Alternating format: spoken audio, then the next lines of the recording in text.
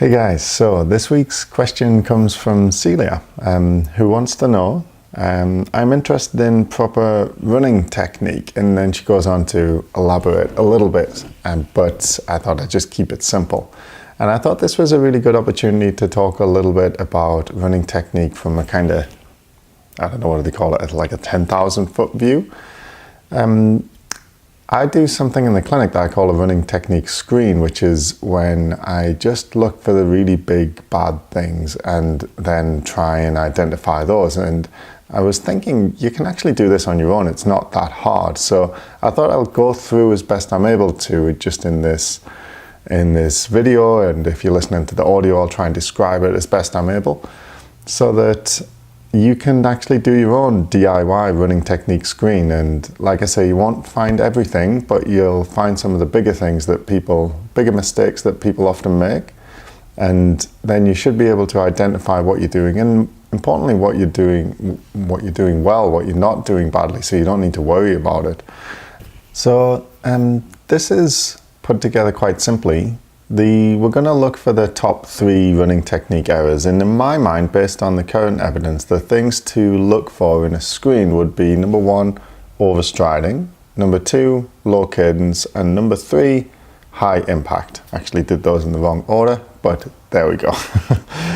And so we're going to talk about how to look at your technique, how to analyze it on a smartphone, and then how to look for these 3 mistakes. So let's just have some coffee first. The first thing we want to do, I'm going to presume that everybody has a smartphone, or at least access to a smartphone, and you're going to download either the Huddle or the Coach's Eye app. So Coach's Eye is like a coach and their eye, or Huddle is spelled H-U-D-L. And it's Huddle Technique is the one that you want. Huddle, I think, is a slightly different app, but Huddle Technique is the one that lets you do video analysis. And that's the one I use in the clinic. There's another one that you can use online called Motionesis, which is awesome. And there's many others actually, but we're going to talk about using Huddle and Coach's Eye. They're the ones I use in the clinic because it's the quickest. And usually any sort of standard smartphone app that you can get at the minute, standard smartphone will do well, because what we need is quite a high frame rate. So I don't want to get too technical, but I think it's 240 frames per second. And that's what my iPhone, I think it's an iPhone 8, it's not like the newest one, that shoots in that frame rate, and that allows you to scrub through very slowly. And you'll hear me refer to the frames, so you're going to scrub through the frames, and that just means you put your finger on the little wheel thing at the bottom and move it along, and it'll move very slowly in time with your finger. So using those 2 apps to do that is the main advantage over just using your phone on a normal camera setting. You can do it with that. It's not quite as easy. In fact, it's quite difficult. So I usually recommend using those apps. Huddle Technique is definitely free. I think Coach's Eye is free for a sort of simple version of it. I'm not sure if you can, you have all the annotation features if you go for the Coach's Eye, but let me know in the comments, I guess. Okay, so what we're gonna do is take our shoe, your running shoe, and get your phone and put it in your running shoe, and that acts quite nicely as a holder. So if you don't have a holder, your running shoe will do nicely. And I would suggest doing this on a treadmill, and then point the camera at the treadmill in a vertical orientation, so it's upright, so you get as much of you with you as close to the camera as possible, rather than landscape where it's sort of flat. And then we want to take a 10-second video of you running at the pace that you want to analyze. I usually suggest people analyze at their easy pace. It's easy to see what you're doing badly when you're running slowly. The faster you run, typically the better your form will get. Obviously, the quicker your feet will be moving, and the harder it'll be for you to spot errors. Also, I would suggest making it a pace that you do a lot of running at. So if you do a lot of sprinting or track workouts, do something similar to that pace. So you might need to warm up a bit.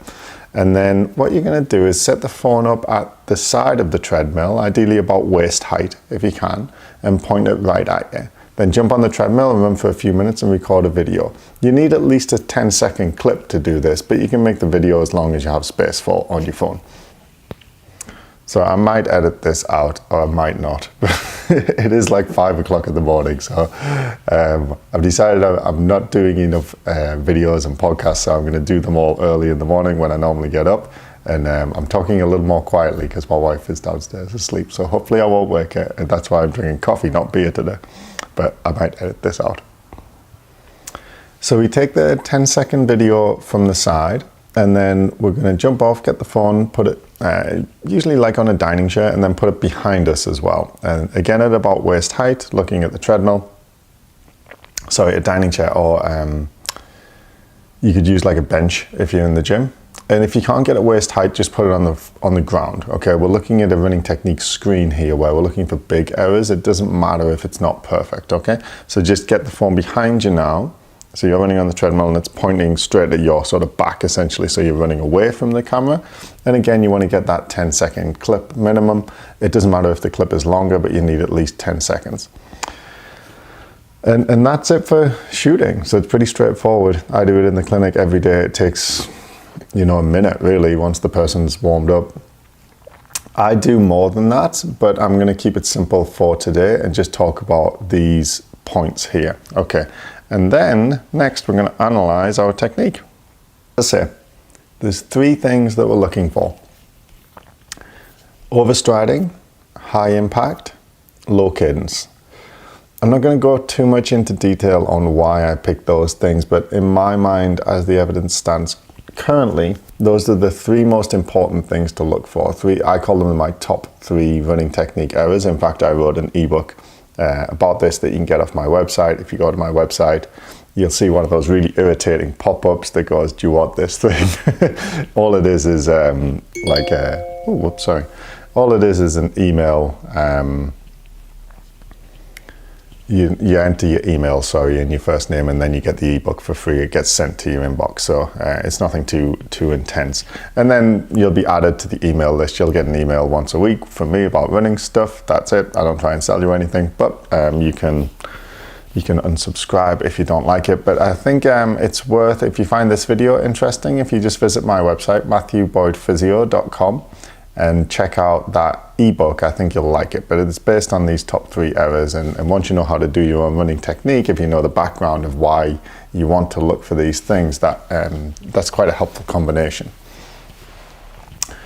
So overstriding, how are we going to identify it? What is it, and why do we want to avoid it? So the first thing I do when I'm doing a running technique is I want to look for the point of loading response. So what you do, say you're looking at the side view first. You're going to scrub through until you see, let's say you're filming from the right, and you're going to choose the right foot to analyze first, because if you do the one that's closer, it's a little bit easier to see. And then you're just going to scrub through in slow-mo. So that's when you put your finger on the bottom and move it along the little wheel to move the video through very slowly. And you want to find the point where the foot first touches the ground. We call that initial contact. And then from initial contact, that's not actually where we want to analyze, because at that point your shoe is touching the ground, but there's no pressure on your shoe. You're not actually taking any weight. I call it loading response, the next part where you do take the weight. So what you do is scrub a few frames further. That means just go slightly further through into the video. Your foot will start to go onto the ground with a bit more pressure, and you'll see the shoe just deform a little bit. And that's the point that I call loading response, and that's where you want to do your first bit of analysis. So once the shoe starts to deform, you sort of freeze the frame there. And then to identify overstride, there's different methods, and I use different methods, but this one's really simple. So what you're going to do is, well, actually, you don't have to do this, but it does make it a little bit easier to see. So say you're using Huddle or Coach's Eye, you just click to allow yourself to draw on the image. And once you can draw a line, a straight line, you're going to draw a line like an annotation along the line of the shin. And then you just have a look, once you've drawn that line, so the shin or the tibia, you're going to go from the knee to the ankle, and you just want the line to reflect the angle, the line of that shin. And we want to know, is that angle vertical, inclined backwards or inclined forwards? Okay, so when I say inclined forwards, that means that, say the bottom, if it was to topple over, it would topple forwards in the direction of travel. If it's inclined backwards, that means if it was to topple, it would topple backwards against the angle of travel. So vertical is good, inclined forward is good, inclined backwards means you have a bit of an overstride. And again, that's quite a simple way of looking at it, but that is a fairly reliable way of identifying an overstride. And an overstride just essentially means that you're landing a little bit too far out in front. And it means you're wasting energy a little bit and you're causing a bit of a braking force. Essentially, as your foot comes down, you're having to overcome that first little bit to get to a vertical shin, and that little bit of energy is not helpful. It's essentially pushing you backwards. The other thing that an overstride often does is it leads to the other two running technique errors, or is associated with them, that we're going to come to in a second. And it also typically allows people to land with the knee quite straight. So when I do a more in-depth full analysis, I will actually measure the angle of the knee at this point. You can do that if you want, and you want it to be more than 20 degrees. You don't have to. You can assume if your shin is angled vertically or inclined forwards that your knee angle is going to be okay, and you're not overstriding, and you're not landing with your knee too straight probably. But if your shin is inclined backwards, then you probably are overstriding, and it's probably making your knee a little bit too straight as you land. And if you want to know why that's bad, just stand up and jump and try and land with your knees straight and see how it feels. Okay, so that's overstriding, and that's the first of the top 3 running technique errors that we're going to look for with our DIY running technique screen, and that calls for some coffee. My little dog Socks is just out of shot down at the bottom. I think maybe in future I will have my coffee while I write my notes, and then I'll shoot the video. I am learning as I go here. And you should see how ridiculous this front room looks. Like there's lights all over the place. I've told myself once I've done 10 of these, I'm allowed to buy a light. And once I've done 20, I'm allowed to buy a real microphone. At the minute, I'm using this little lapel mic that I bought off Amazon for like, I don't know, $20 or something. So it's all a little bit crappy at the minute, but it's gonna get better, I promise. Well, I promise, if I keep doing them, it's going to get better because I'm going to buy better equipment. Anyway, I hope the volume and everything's coming through okay, and you can understand what I'm talking about. And I guess I'll redo this episode in the future if it sucks in terms of the technical production.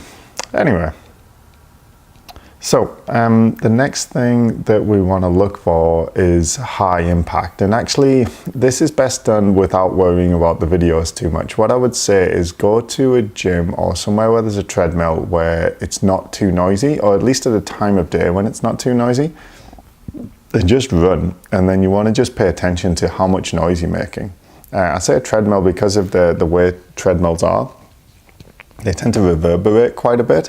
And if you're landing with a high impact, they'll sort of exaggerate it and make it easy for you to see that. If you're running outside, because the ground is solid, obviously, it's not going to reverberate in quite the same way. And it's going to be much harder to know if you're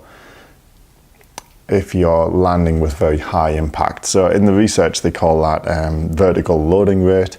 I just call it impact because it's easy to understand. And the reason we care about that, again, in that ebook that I mentioned, I go into this research and the details on it, but it's quite highly correlated with injury rates. People who run with more impact typically have more injuries. It is a correlation, it's not a causation currently, and it may well stay that way. So interpret that with caution. That means I might be explaining something that everybody understands here, but a correlation just means, the vertical loading rate being higher is common in people who also get injured a lot. But we don't know that those two things are connected in a causal relationship. So we don't know that the vertical loading rate is causing the injuries, we just know that they're correlated. That correlation has been reasonably well established, but whether that is a causal relationship hasn't. And I don't think anybody has shown that if you reduce the vertical loading rate, that you will reduce the likelihood of injury. So we have to be cautious here. I would say that this is enough for me to say that if someone has a very high impact, I'm willing to try and reduce it, as long as we're not increasing their... I'm sorry, I'm wandering off the point a little bit here, but yeah, well, this is how I do it. So if your impact is high and it's not too expensive for you to reduce your impact, I think it's worth doing. If your impact is high but it's very expensive for you to reduce it, then I think it's not worth doing. And what I mean by expensive is oxygen cost. So when they look at running economy in the research, that's when you run on a treadmill, they put some gear on you and they measure how your oxygen consumption. And if you're using lots of oxygen at a specific speed, running in a certain way as opposed to running in a different way at the same speed and using less oxygen, that means in the first example you're being less efficient. You're running with lower running economy. You're essentially like a car that is just using more gas to travel at 30k than a more economical car would. I've forgotten why I started talking about that. Yeah. We were talking about impact and then I started talking about economy. Right. So if reducing your impact makes it makes your running economy much worse. So you'll notice it, right? So say you're trying to change your technique to run in a less noisy way, I call it, right? So you're hitting with less impact, but you're running at the same speed. So the treadmill, you've left it on the same setting, but it's just way harder, right? So your breathing rate goes up, your heart rate goes up, your effort goes up, and you're like, I'm running at the same speed, but it's way harder to do it quietly. I would say, that might not be worth it, unless you have a current injury. But if you're running in a way that's quieter, with less impact, and you're not consuming more oxygen, so it doesn't feel too much harder, and you can just do that off perceived exertion. So how hard does it feel? Does it feel very difficult to run in this new, quieter way? Then it probably is worth doing, because in the long run, with your impact being lower, you probably will have reduced your injury risk. And we know injury risks are crazy high in runners, something between 50 and 80%, we think, depending on which study you read each year. So you got a 1 in 2 chance maybe of getting injured in any given year. So if you look at a 20-year timeline, if we reduce your impact a bit, potentially, we can reduce how over 20 years, if you were going to get 10 injuries, maybe you'll only get 8, maybe you'll only get 5, right? So that's why I think it's worth it, as long as it's not too expensive. Man, I wandered way off the point there. So anyway, that's impact, and that one we don't need our fancy app to analyze, but essentially we are looking for noisy runners. If you are making a lot of noise as you land, and there's no way to quantify it that I'm aware of, so I have tried using, I think they call it like a decimelometer or something like that, and putting it near the treadmill to see how much noise. It just kind of didn't work. So I have no way of quantifying how much is too noisy and how much is too quiet. It's obviously going to be easier for me because I look at hundreds of runners, so I can just kind of imagine a bell curve of how noisy is too noisy. It's going to be much harder for you, but if you feel like you're very noisy, then it might be worth considering. And I would say look for very noisy. Like if you're landing and you feel like you're being very loud, then it might be worth changing. And if you feel like, maybe it's a little bit loud, maybe just leave it alone. So technique error number 1 was overstriding, and we're going to look at the shin angle to identify that. Technique error number 2 is high impact, and we're going to analyze how noisy we're being as we land to look at that one. Technique error number 3 is low cadence. For that one, what we want to do is take our 10-second clip. So you can trim the clip if you want. You can do that in Huddle app. I'm sure you can do it in Coach's Eye. You can even do it on the phone with the camera, you just click on photos and then you click on edit, and then you just drag the two ends to make the clip 10 seconds long. Sorry, that's hard to explain, but if you're wondering, just type into Google, how do I trim my video on my whatever phone you have, and you'll be able to do it. And if you make it 10 seconds long, then all you have to do is count the steps. It's really easy.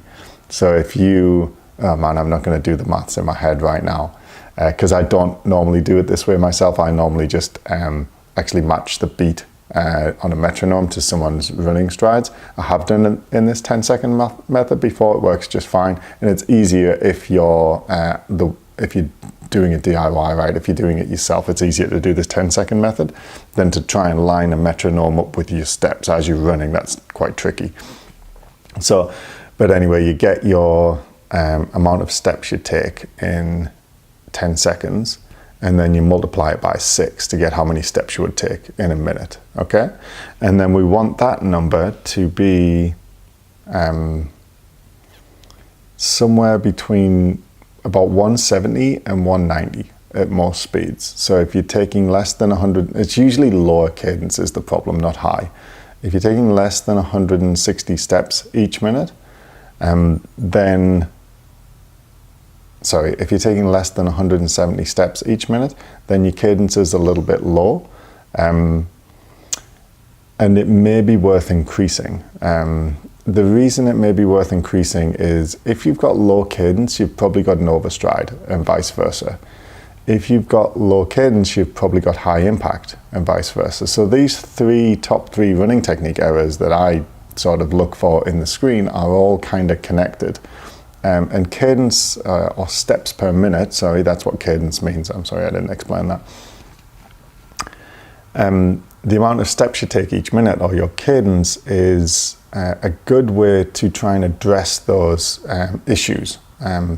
We'll talk a little bit in the next video about how to do that. I don't want to get into it too much and make this too complicated, but if it's below 170, you might be considering trying to increase your cadence in order to reduce overstride and reduce impact.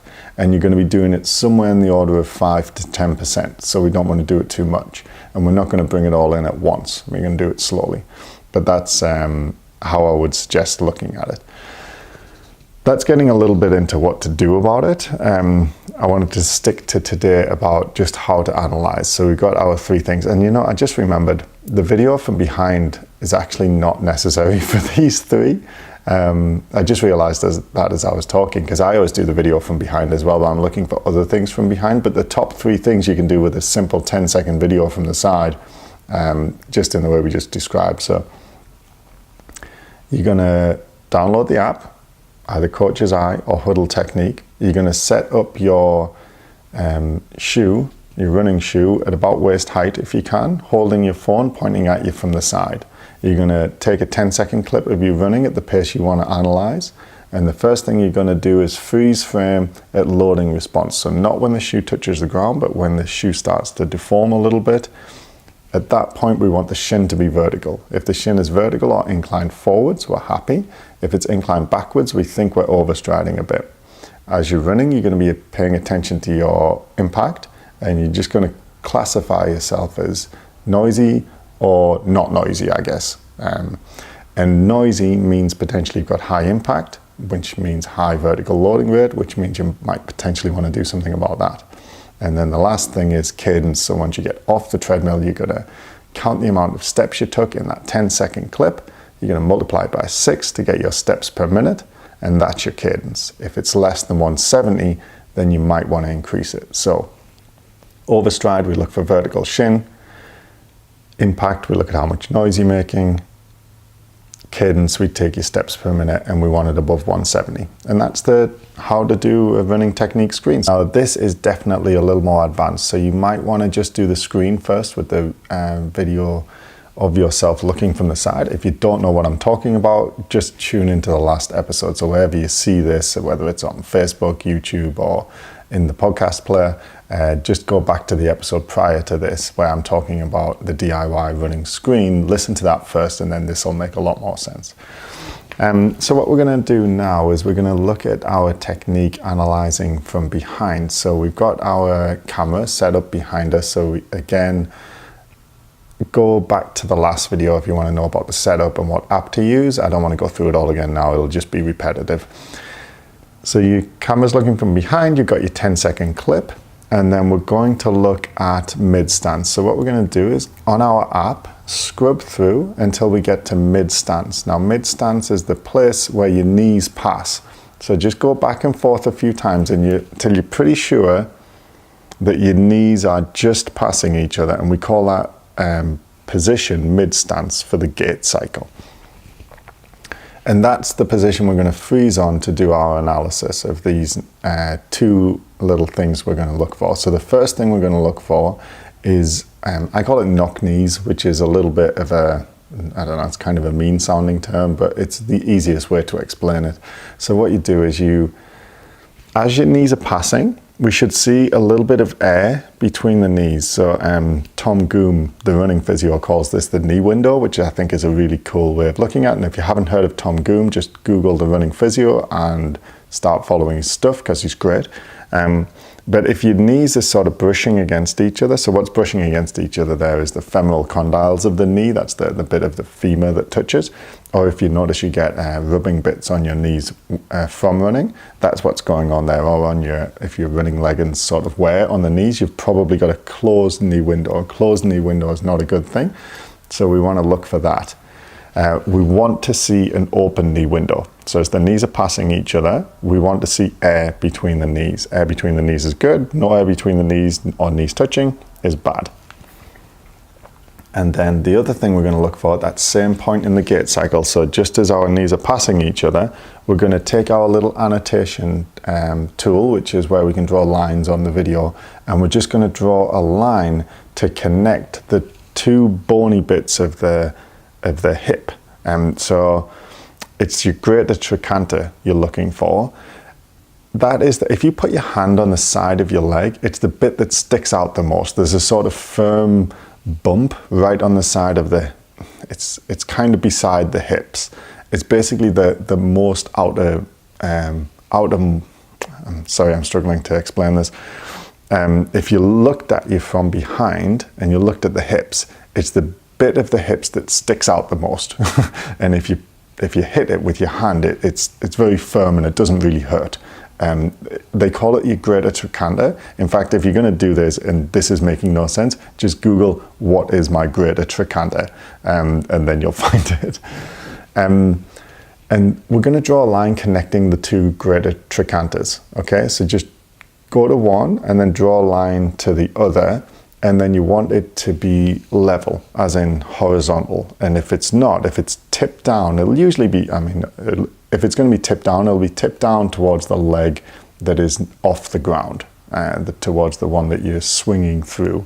And if it's tipped down that way, I call that a hip drop because it's easy to remember. It's not quite accurate. But what it means is that you're not quite keeping your pelvis level as you're running. So we're going to first look for the open knee window. Then we're going to look for the level pelvis, and then we're going to look for a straight spine. So at that same point in mid-stance, does it look like your spine is going straight vertical? So you can, again, get that annotation tool and draw a line right up your spine from your tailbone to your head. And if it looks straight, as in vertical, then you're pretty happy. If it's leaning left or right, then that may potentially be something worth looking at. So these three things aren't as important as the things we went through in the last episode, but they are things to look for. And what we're looking for with the knock knees and the level pelvis is something called dynamic knee valgus. That's when you're not keeping your pelvis level, so you're allowing one side to drop and sort of, say you're standing on your right leg, and your left side drops and your knees are going to sort of careen into each other because your left side dropped in and hit the other knee. That would close the knee window. The other way you could close the knee window would be if the foot down at the bottom wasn't maintaining sufficient stability and was rolling in a bit, it would collapse the tibia, which is your shin bone, medially, which means inwards towards the other leg, and that would hit the knee off the other knee. And then the other way you could have the knees touch would be if the hip on the right leg, say we're analyzing the right leg, if your hip allows if the muscles of your hip, so your glute muscles, allow your femur to careen inwards, that would allow the knees to touch. So these are the things we're looking for with the knee window, the pelvic level. And the spine, we're looking for a compensation. So if the pelvis is not level, you might see that the spine is leaning over to one side. Or you might see if it's not level, in order to keep you straight, it's sort of compensating. So it looks straight vertical, but it's actually on top of a wonky pelvis. So, and that is usually something we would correct by correcting the mechanics of the leg, rather than worrying too much about the spine. So we're more looking at that for reference, so that when we correct things, we're confident we've corrected everything. We talked about what overstriding is. It's essentially reaching out a little bit too far in front of you with your foot when you land. So you're essentially running with the brakes on. It's very inefficient. It tends to increase impact forces, which might increase injury risk. You tend to land on a straighter knee and so on and so forth. So let's just say we've identified that as something you do, and we want to try and fix it. We want to try and reduce the overstride. So I have come up with, I think I'm going to patent this, because I think I came up with it myself. I don't think I stole this from anybody. I might have, but if I did, I will go back and I will edit this and I will put credit in the video / audio, but I think I came up with this, and I think it's really quite good. So I use this with clients often when we're trying to reduce overstride, but we're not so much looking to adjust anything else about their running technique. So the way to do it, you're going to run on the spot, and you're just going to try and match your sort of normal cadence, which is the steps per minute, which is to say, just roughly turn your legs over at the same rate you normally would. So you're running on the spot, and you're not sort of jumping or taking slower steps or anything like that, or really quick steps. It's just like normal running step rate, normal running cadence. And if we would look at you from the side when you're doing that, you would be landing very much under your center of mass, which is exactly what we're trying to do when we're avoiding overstriding. So we're just doing that, but without moving. Right, so we're running at 0 miles per hour or 0 kilometers per hour, and we're not overstriding. We're matching our normal step rate, which we're not going to quantify exactly what it is, but we're going to try and roughly match our steps per minute. So we're not overstriding. We're just not moving anywhere. And now what we're going to try and do is take that same form and start to move forward. So you're going to continue running on the spot, the same step rate, and you're going to start to move forwards as slowly as you can. So literally running as slowly as you can. You're almost running on the spot. You're just sort of imperceptibly moving forwards a little bit. So now we're running at, 0.1 miles per hour, and we're still not overstriding, and we've still got the same cadence. Now we have to move a bit quicker. So you continue running on the spot, and you start to speed up. Sorry, you continue at that really slow speed, for a few more steps, maybe a few more seconds, and then you start to increase your speed ever so slightly. So each speed increase it's designed to be like a sort of gradual increase in speed, the same way as a sort of car accelerates. So you start off very slow and then just slowly increasing your speed, accelerating a little bit as the seconds pass, but not in steps. It's sort of a blending or a ramping up. And then you're going to keep doing that, slowly increasing your speed until you get to your sort of regular running pace. And at that point, you're going to continue at that pace for, let's say, a minute, and then you're just going to slow down and stop. Okay, so that's one repetition. And then we're going to repeat that 5 times. On the second time, what we're going to do is the same thing. So we're running usual cadence, usual step rate, but on the spot, so 0 miles per hour. And then we start to then we start to move forwards just a little bit. And this time, what we're going to think about is leaning forwards a little bit like with the Tower of Pisa. So what the research shows about running cues, which is, think about this or think about that. External cues tend to do better. So when we're trying to accomplish some sort of external goal, as opposed to an internal cue. So if I was to say lean forwards from your hips, lean forwards from your ankle, that doesn't tend to bed itself into your brain according to the research, as well as if I was to say lean forward like you're the Tower of Pisa. So that's what we're going to think about, okay? So it's that very slight lean, but we're not thinking about where it comes from. We're just trying to recreate that sort of very uniform lean from top to bottom.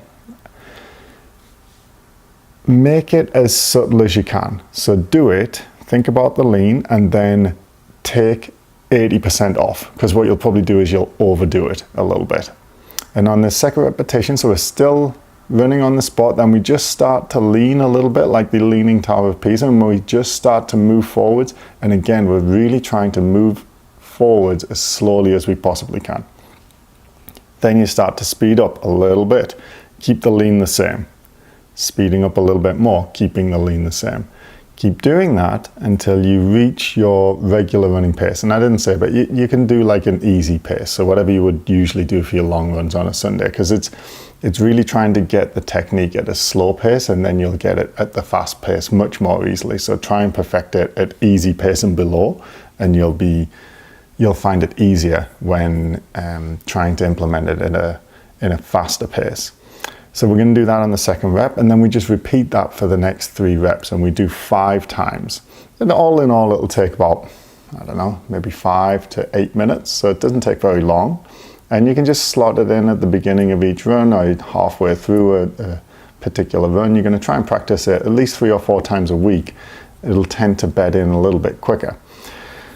Then what you're going to do is go back after, let's say, 3 weeks of doing this drill, and you're going to repeat the DIY running technique screen. So you're going to run on the treadmill, you're going to film yourself from the side, and you're going to look for overstride. So like we talked about in the last episode, freeze frame at the point of loading response, just as you're taking weight on the foot, drawing a line up the shin, and look for the angle of the shin, whether it's inclined forwards, vertically, or backwards. And ideally, if you've identified an overstride, so you were having a backwards leaning shin, and then you have practiced this drill for 3 or 4 weeks, you should notice that your shin becomes vertical at that same point in the gait cycle.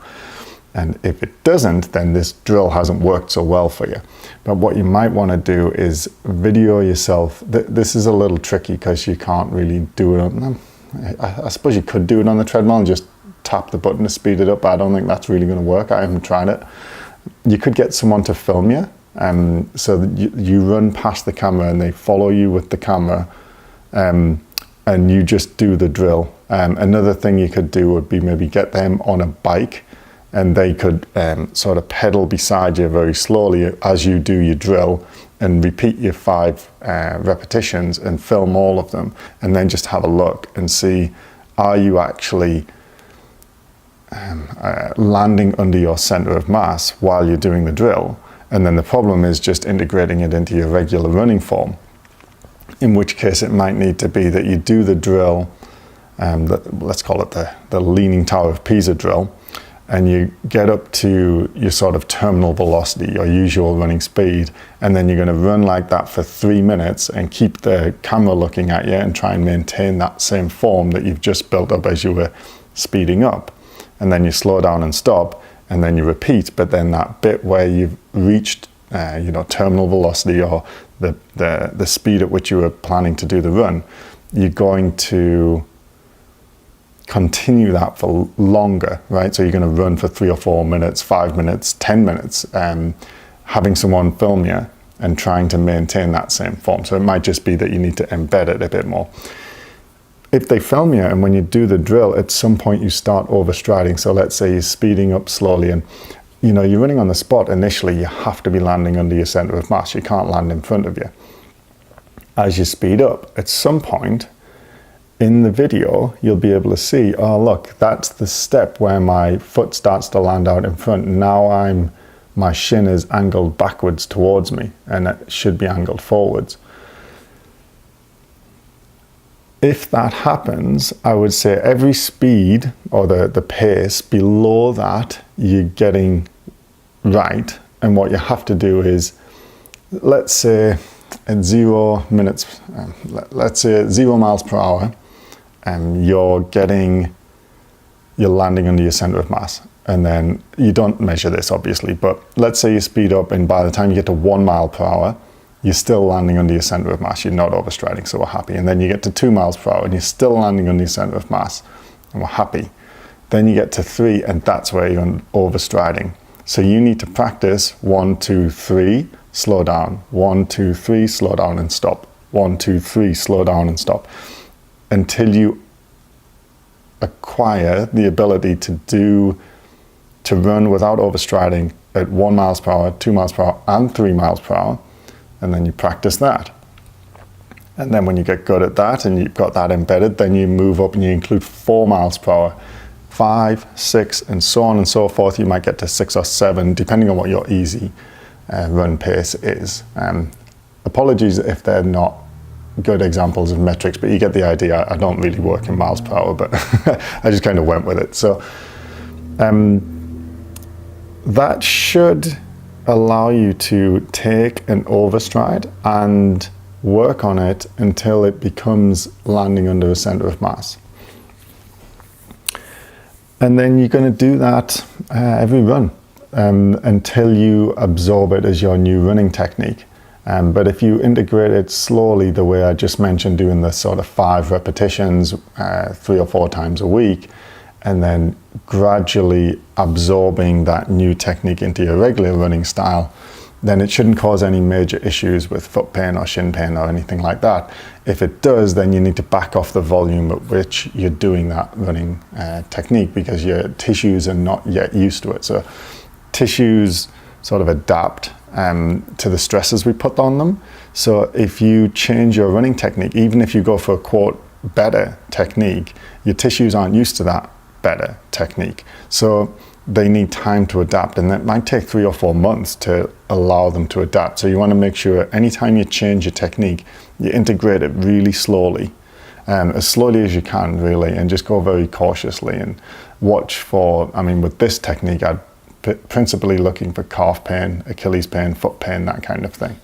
You've done the DIY technique analysis and you've determined that your impact is high, which means that you're landing very hard on the ground, and we know that may be a correlation with injury risks, so we're thinking we want to try and reduce our impact. Now, this is a technique error that I find responds best to cueing, which is to say, it's not so much something we work on with drills, ideally, although there is a way to do that, we're going to talk about that. It's something you more work on with just a running cue. So a technique cue is when you either a coach or a physio, or you just read it and decide to do it yourself. You determine a cue that you think is going to help you run in a better way. Now, the thing with cueing is that there's lots of different cues. Some work better than others. Some work for a very small amount of people and some work for lots of people. So I tend to go with the ones that work for lots of people and start at the top of the list, the ones that are really likely to work, and then sort of work my way down. And I might have 6 or 7 in my mind that I'll be trying with a client to try and adjust their technique. But because this is just going out as a video / audio, I'm gonna go more start at the top of the list, try a couple. If they aren't working, I wouldn't work your way down too much, because it may be that is not the strategy that would be best for you, and you might be better going with the drill. So I'll talk about the drill at the end. So the first thing we need to do is get on a treadmill, ideally in a quiet room. If that can't be done, on a treadmill in the gym, but at a quiet time of day, so it's not too noisy, or a quiet part of the gym if they have a quieter part. And the reason being that we want to be able to hear how much noise we're making. So if we reduce our impact, we should get quieter, and that's actually going to be the first cue. So you get on the treadmill, you run at your regular easy run pace. It's best to try and work on your technique at a slow pace, I've found, because if you can do it at a slow pace, you'll do it easier or easily at a medium and hard pace. So I usually do running technique stuff either at race pace or easy pace, because they're the time we spend most of our time in those zones as sort of more distance athletes. Sorry, Socks is whimpering about something. Socks is my dog, for anybody who doesn't know, and he's very upset about something outside at the minute. So yeah, maybe I'll edit this out. Anyway, the first cue that we're going to look at is running quietly, which sounds obvious, but it works most of the time. I'd say this is the most successful cue I've used with people when we're trying to reduce impact, is just thinking about running quietly. So you're running along on the treadmill, you pick your pace, and then you just think, okay, now I'm going to run quietly. Or sometimes I phrase it as make less noise. It depends what resonates. Now, if it goes well, you'll notice that you just start making less noise. What you want to do though is pay attention to your effort level before cue and after cue.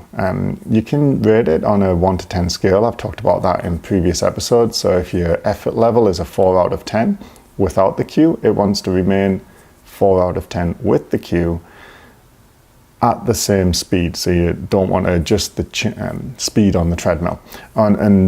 I will say at this point that it's not a good idea to try and work on impact outside. It doesn't tend to work. You need to do it on a treadmill, in my experience, because you can't hear the impact outside. And then, so if that works well, then that's going to be your cue, and we'll talk about integration in a second. If that doesn't work well and you find that your effort level goes up, or you just don't get any quieter, or it just feels super difficult and it's hard to concentrate, it's hard to engage in your run because you're so focused on this drill. Then another one to think about is running on eggshells. Running on eggshells works less often, but it still works sometimes. And I've had a couple of people that one really worked super well. That being said, I've had far more where I tried that one and what you see is people do this kind of creepy, they take sort of big steps and land on their tiptoes, almost like it's sort of like in children's movies where the bad guy is like trying to sneak up. Like that's what people do sometimes with this cue. I haven't actually tried doing this myself. I might do the same thing, but yeah, I'd be careful with this one and just watch your effort level and just look for, is this feeling just weird and really quite difficult? Now, it's okay if you're changing your running technique, it's always going to feel a little bit weird. If it felt comfortable and natural, it's probably too small a change to actually be a significant change. It's probably just so similar to how you normally run, and because running is such a habitual activity and we do it in such large volumes, when we change it even a bit, then it tends to feel very strange. So don't worry too much if it feels strange, but it doesn't want to feel stupid. If you do the running on eggshells thing and you just feel like this just doesn't feel normal, right? This feels kind of ridiculous, then you might be doing that creepy thing. And of course, you can always film yourself from the side and see how it looks. Socks is on the move again. I guess I'm taking him for a walk in a second. What is it, buddy? I'm going to have to edit this out now. I might not edit this out. There's probably nothing there. He does this all the time. So they're the two cues I would look at and just watch out for, do they work? Do they increase your effort level? And do they make you run in a kind of ridiculous way? And if they're not working well, then don't use them. If they are working well, then what you're going to do is think about that cue and run with that new technique for 1 minute out of every 5 on every run, or at least every easy run. And then if you do that for a couple of weeks and everything feels okay, no pains or new niggles cropping up, you can increase to 2 minutes out of every 5. Do that for a couple of weeks, increase to 3 minutes out of every 5, and just make sure you leave that 2-3 weeks to adapt and get used to it before you add more minutes. I've seen people, including myself, run into trouble by changing their running technique and then just switching to 100% of their running in that new technique. And even though the new technique might be better, as we've discussed previously, it shifts the stress onto different tissues that aren't used to that stress, and that may cause issues. And then the last one is a drill. I don't use this one as much. I used to use it more. I still think it's a really good technique with drill to do. It's just not as easy as the other two that we just mentioned, the cues. So usually the cues work, and if they don't, then I do try this. And basically what I do is just get people to run in their bare feet. So I'd say we're at the clinic and I've got someone on a treadmill and I try those two cues, and let's say I go down the list, I try a few more, and the impact is just as bad. But we really are convinced that we need to reduce that impact. Then we take the shoes and socks off, and sometimes what you see is people get really quiet after they that's it. You don't tell them to do anything. You just say, okay, can you take your shoes and socks off and get them to run? And if they get noticeably quieter, then that's a useful strategy that you can integrate as a drill to try and change your running technique. Now, I'd say 2 or 3 minutes the first time you run on a treadmill is cumulative, so you might do 1 minute bare feet, and no, you won't do that. I'd say, yeah, 2 or 3 minutes is the most you want to do, maybe even 1. And blisters is the main reason. It just kind of hurts the skin in your feet. The skin and fascia and stuff of your feet, they're not used to running barefoot. We almost never do it, or at least most people. There are some people who do it, but it's not super common, and it's not as trendy as it used to be. So I would say limit it to 1 minute. And then the way I have used this in the past, and there's other ways to do it. You can integrate this drill any way you want. One way I used to do it was, I still do, I tell people they got a barefoot day. So let's say it's going to be like Sunday, and you might use a treadmill, you might go outside depending on the weather. You don't have to seek out, grass or anything. You can run on the pavement. It just avoid pebbles and stuff. Like, that's the only thing that, not pebbles, what do they call it? Sorry, I'm blanking on the name, but the little rocks. Gravel. You can run on the pavement in your bare feet just fine, especially for a few minutes, so that's not a problem. And you can definitely do it on the treadmill, but limit it to 1 or 2 minutes to start with. And then just after a couple of weeks, I usually add actually 1 minute per week. So if you're going to do that on the Sunday, right, so you take your shoes off, you do your first minute, you have your shoes just kind of waiting there for you. You've finished your minute, you come back to your shoes, you put them on, you go for your 20K run or whatever you're going to do. If that goes well the first week, you just add another minute the second week. So you do 2 minutes at the start of your run, then 3 minutes the week following, 4 minutes, 5 minutes, and then you just build it up. And you can go as high as, like, I've had people go up to like a half-hour run in bare feet, and then they do the half hour, they sort of circle back to their house, they put their shoes on and they continue. Just be careful where you put your feet, because you can cut your feet, but if you find that super helpful, and it's a way of running that really, so it's a drill that really helps you improve your impact, and you notice that the next sets, let's say you do it for 5 weeks, right? So, and then you redo your sort of DIY screen. So you run on the treadmill somewhere quiet, and you're like, oh man, I'm quite a bit quieter now. I've really reduced my impact. And you're like, well, great, that's working quite well for me. Then you might want to consider getting some minimalist shoes. And when I say minimalist, there's a good website called runningclinic.ca, and they have a minimalist index, which is a really cool like way of categorizing shoes. And basically it's like 0% minimalist would be like a Hoka, right? So it's really supportive. It's not supportive, actually. It's very cushioned and not very flexible. And then they've got a way of quantifying all the way to the other end, where 100% minimalist would be like those Vibram 5 fingers or something like that. And then like 90% would be some of those Vivo barefoots. And then 80% might be, I don't know, I'm blanking, but or the Merrell have some trail shoes that are very minimalist. And then it just kind of goes down somewhere. You'd get the Ultra, right? Because they don't have support, and they're not very constrictive, but and they don't have any drop, but they do have some cushioning. And then you go further down, you'll get to sort of more traditional running shoes like the Keanos or something like that. So anyway, I'm babbling on about running shoes a little bit. This isn't what this video was supposed to be about. But you can use that website, so runningclinic.ca, and you want something over 80%, more like 90% minimalist. And remember, you're just using these as a training drill, right? They're not going to be your running shoe for all the time. And I, most of the time, don't advocate for switching to minimalist shoes for most things. I know the guys at the running clinic do. It's not my personal recommendation. It's not something I do often, although I have done with people with problems that responded well to it, and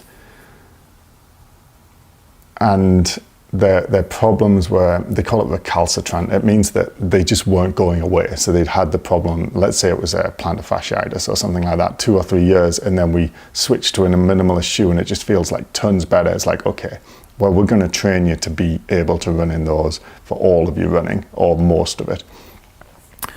But the idea with the barefoot running drill is not to switch to minimalist shoes. It's just to incorporate the style or the technique that you adopted in bare feet into your regular running style, which you can use whatever shoes are working out for you.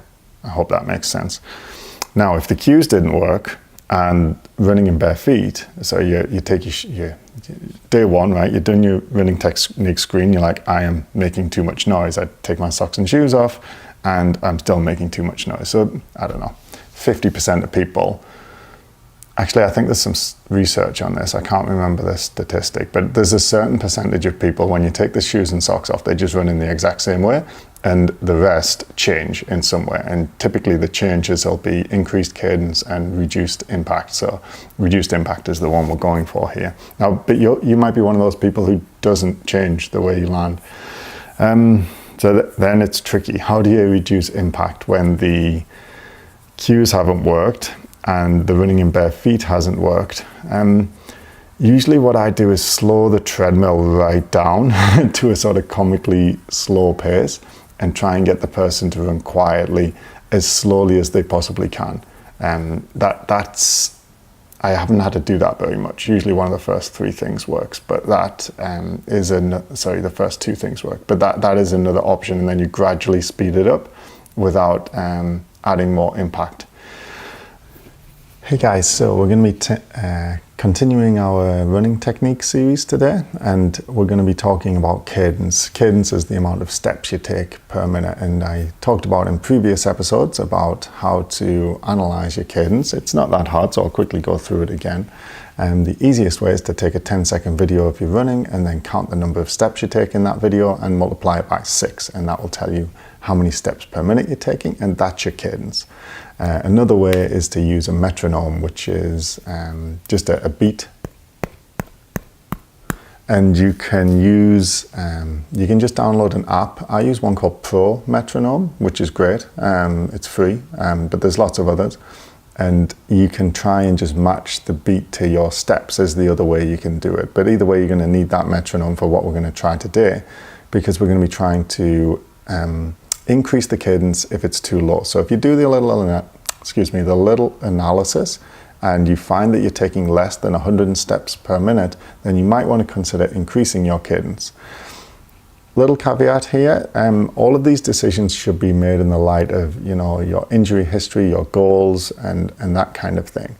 So it's very difficult for me to get on a video that I'm just going to distribute and say that you should increase your cadence, because it may be that actually you should not increase your cadence, even if it's below 170. It depends. If you have a lot of trouble with injuries in the feet, I probably wouldn't suggest increasing your cadence. If you have a lot of trouble with injuries in the knee, then I probably would. And that's because when you increase your cadence, you tend to shift stress down towards the feet and shins and away from the knees. So take all of this, I would say listen to a number of these episodes where I talk about running technique and the different things to consider before you decide if you're actually going to change anything. Anyway, so say you've decided you are going to change something. This is how you might do it.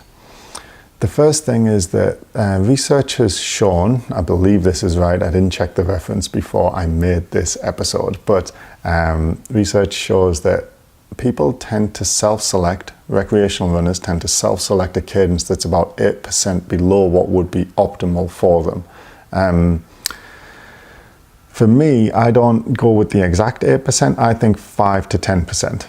And the way I do this in the clinic is, say I measure someone's cadence and it's 160, and we've decided based on their current situation that we want to increase it. Then I'm going to start with a 10% increase and see how they feel.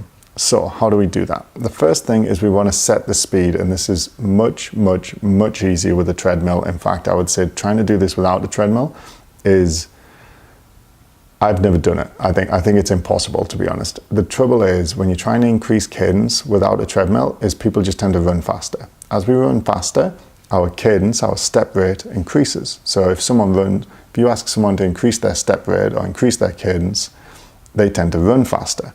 If they're on a treadmill and they can't run faster, what they'll often do is reach for the button and try and increase the speed. And I'm like, you're not allowed to do that, okay?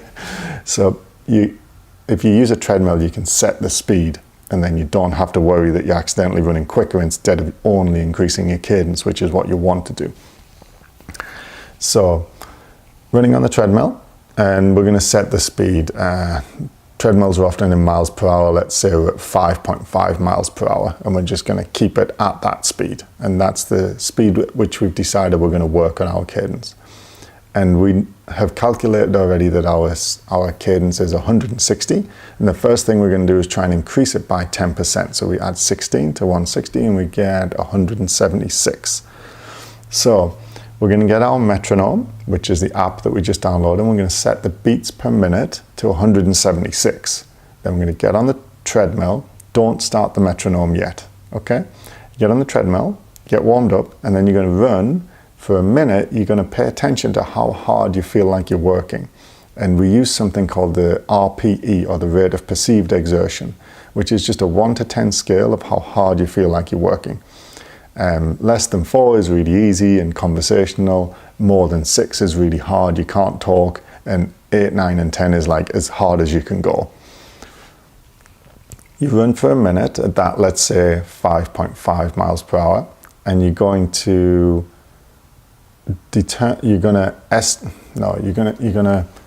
quantify your effort using the RPE. So let's say at that speed you feel like you're running a 5 out of 10, okay?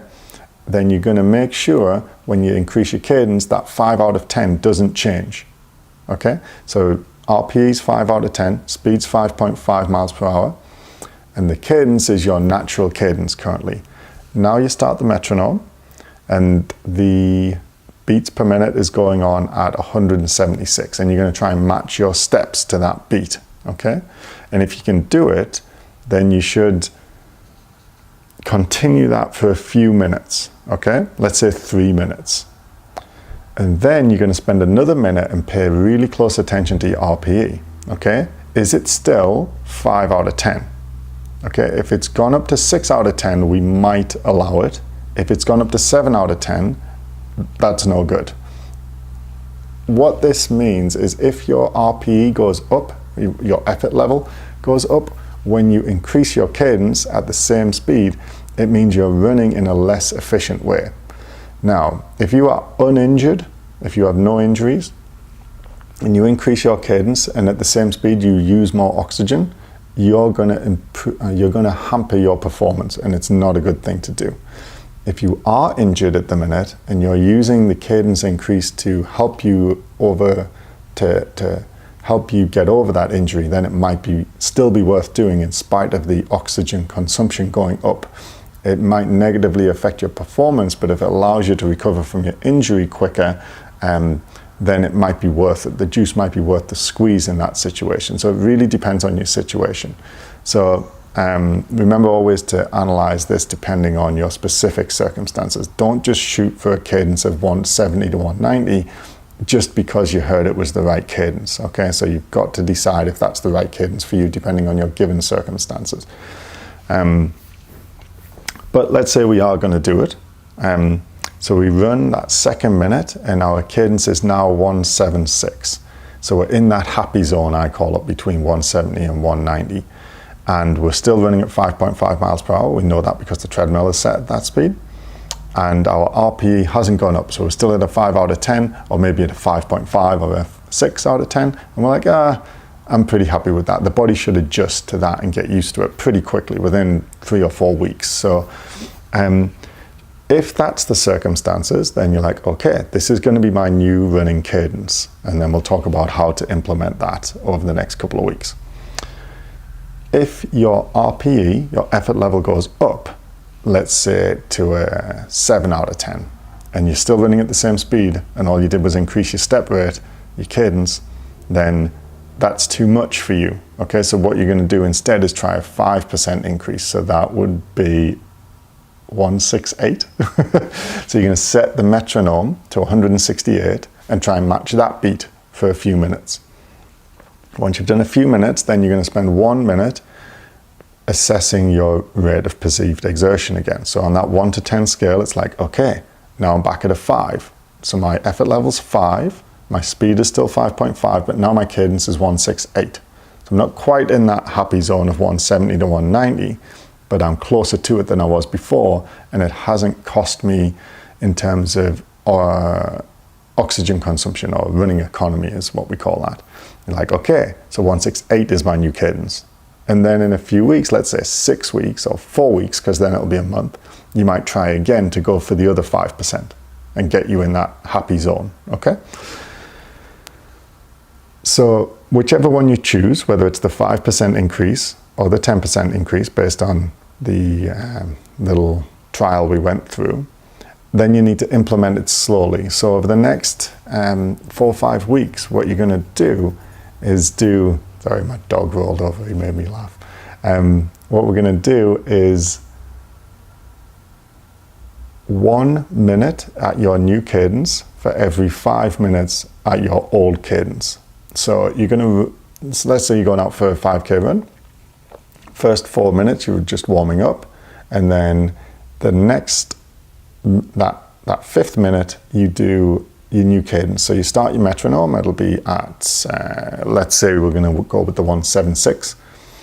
We run for 1 minute with our cadence at 176.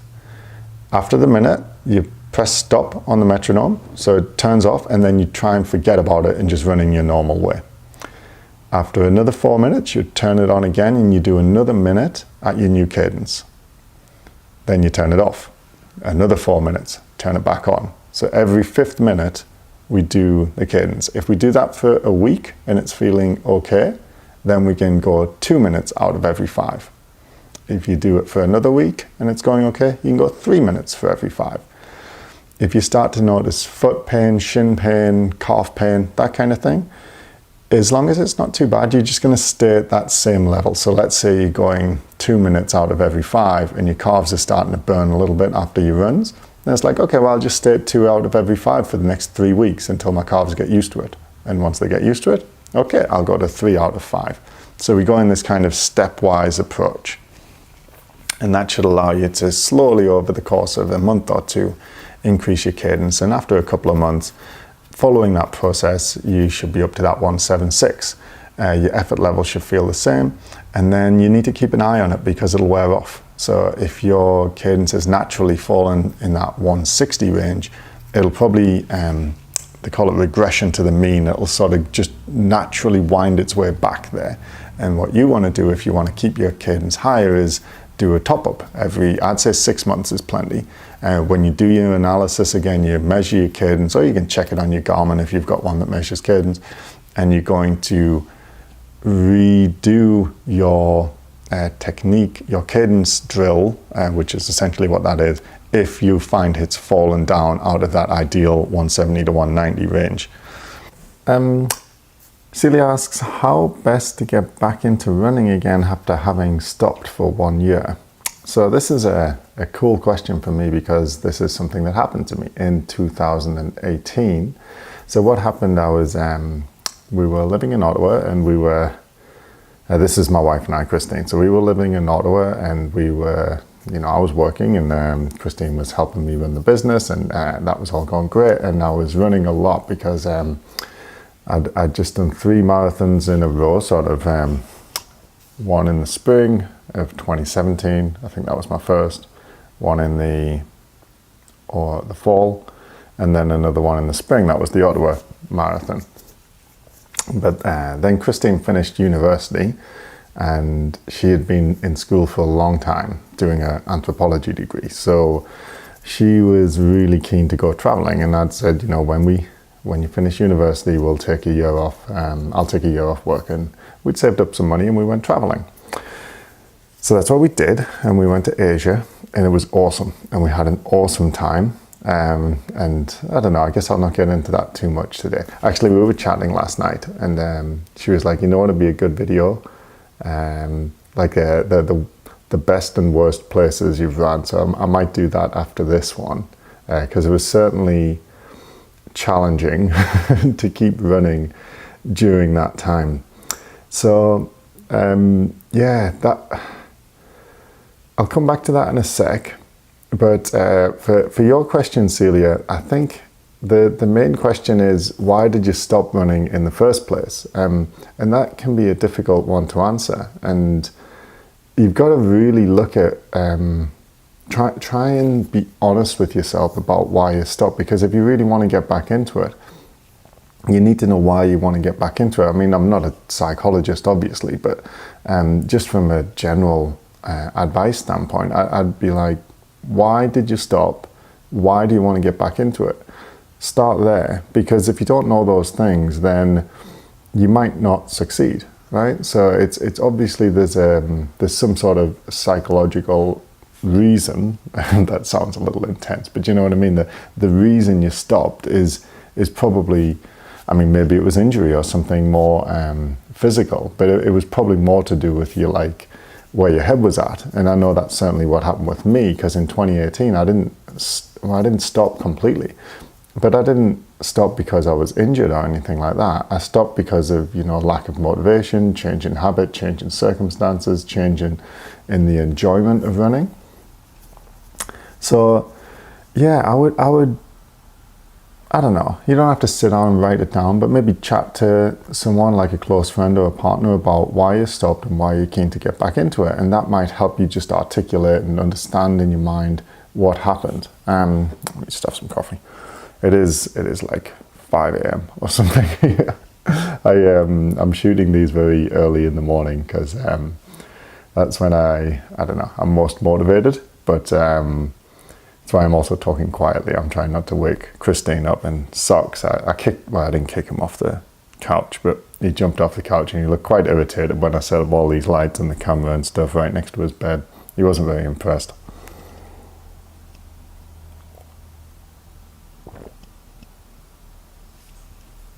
So, yeah, why did you stop? Be honest. Why do you want to get back into it? Be honest. Once you know those two things, then you will be more likely to stick to it. Why did I stop?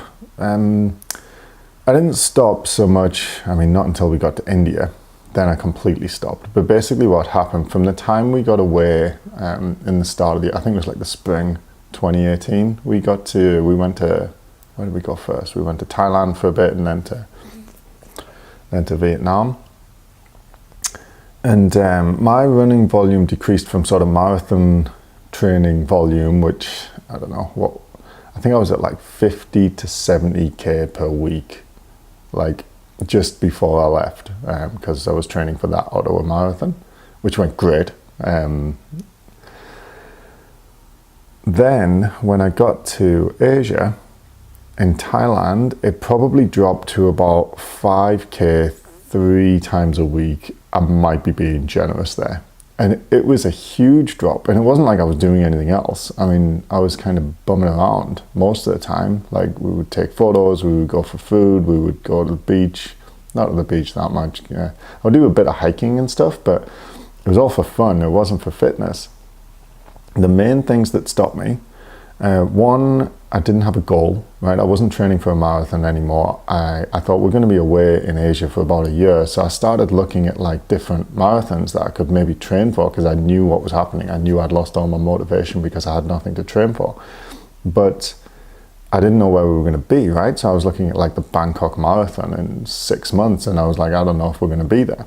So that was a big problem, the lack of goal. So that was the first reason. The other was because, I'd say that was the main reason, because the second one, I think I could have pushed through if I had a good goal.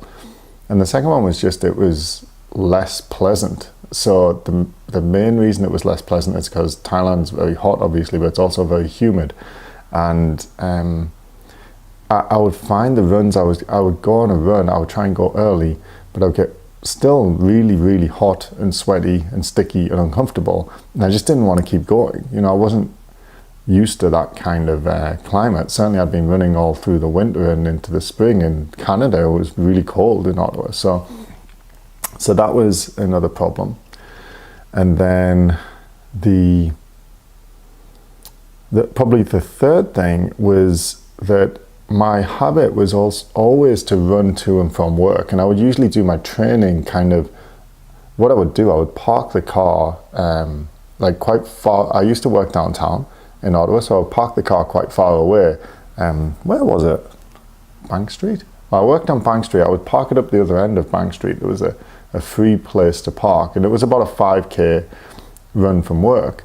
But what I would do, if my run was supposed to be longer that day, if it was supposed to be 12k, I'd just arrive a bit earlier, I'd park where I could park for free because it wasn't downtown. It was sort of just a bit out of town. Do my little run on the way to work, or if I had to do hills or whatever, I would do it all on the way to work. Then I would get to work, and then on the way home, I'd just do like an easy run to get back. And that was my main running habit. So I was running 4, 5, 6 times a week, sometimes doing that mostly, and then at the weekends. And that was my habit, right? When I got to Asia, what I was doing, did I do that at first? No, that was later, but I'll talk about that in a sec. But when I first got there, I didn't have that habit anymore, right? So I'd wake up in the morning, I didn't have like a commute to sort of prompt me to start running. So that was an issue. So there was those 3 things. It was the lack of goal, it was the fact that running was a bit more unpleasant, and then it was the disruption in my habits. They were the 3 things that stopped me running. So Celia, I would have a think, when you stopped, what were the causes? Was it stuff like that? So some of them might be like more practical, some of them might be more like psychological and motivational, and just try and figure out what was going on there. What I was going to touch on later in the spring, in the mornings, we were back in Thailand, but I was doing this thing where you would teach English online, but I wasn't really teaching, I was talking to people, so they would practice English, and it was just a way to earn a bit of money while we were there, because we were there for like almost a year. And you didn't get paid a lot, but it was, you know, it was quite fun. I would chat to, you know, people would log on and you'd chat to them. All you had to do was be able to speak English, and they would just practice, and you would just have to make conversation. It was quite good fun, actually. You learned, it was a bit boring sometimes, but I learned a lot about different people from different places, and that was cool.